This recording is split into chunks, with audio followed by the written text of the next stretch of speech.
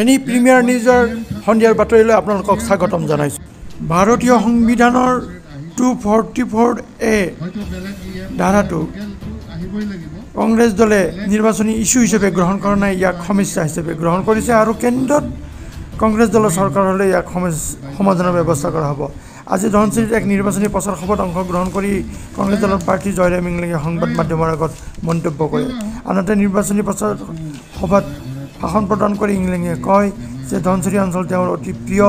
তেওঁ কাৰ্বি আংলং স্বায়ত্তশাসিত পৰিষদত কাৰ্যবাহী সদস্য তথা মুখ্য কাৰ্যবাহী সদস্য হৈ থকাৰ সময়ত কেইবাবাৰো ধনচিৰি ভ্ৰমণ কৰিছে।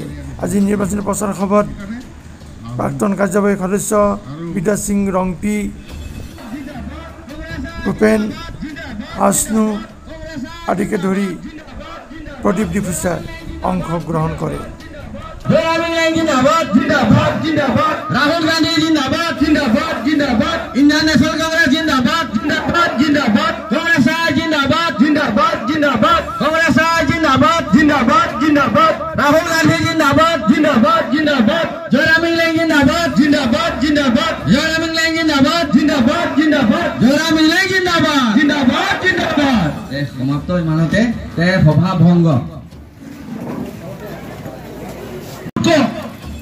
এই জনসম্পৰ্ক আমি কঢ়িয়াই বাতাবৰণটো লৈ যাব লাগিব, তেওঁলোকক বুজাব লাগিব বা তেওঁলোকে বুজা বা কিছুমান নুবুজিব পাৰে সেই মানুহবিলাক বা মানুহজনীক আমি বুজাব লাগিব।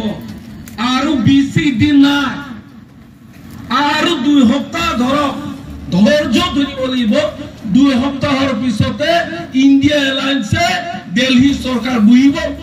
কাৰণ যাই ধৰক এইটো আজি আমি দেখিবলৈ পাইছো সেইবিলাক দলে দল বাগৰা সেইবিলাক মানুহ আজি এসময়তে আছু আন্দোলনত কাম কৰিছিলে, কিন্তু আজি অসমীয়াকো ভৰিৰে নিউচি সৰ্বভাৰতীয় দলৰ বিশেষকৈ সাম্প্ৰদায়িক দলৰ লগত সংযুক্ত কৰি তেওঁলোকে আকৌ নিৰ্বাচন খেলিবলৈ পুনৰ বিজেপি কাম কৰিবলৈ কাৰণে বিভিন্ন ধৰণৰ ইয়াত প্ৰচাৰ চলাইছিলে।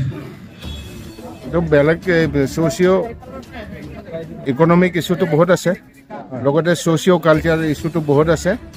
এইবাৰ আৰ্টিকল 244A আমি ইছ্যু হিচাপে লোৱা নাই, আমি সমস্যা হিচাপে লৈছোঁ। আৰু আমাৰ ৰাষ্ট্ৰীয় নেতা যি আমাৰ প্ৰধানমন্ত্ৰী হ'বলৈ গৈ আছে, ইণ্ডিয়া গঠবন্ধন চৰকাৰ আহিলে ৰাহুল গান্ধীজীয়ে ইতিমধ্যে কৈছে আৰ্টিকল 244A তেখেতৰ আইতাকৰ কমিটমেণ্টটো পূৰা কৰিব।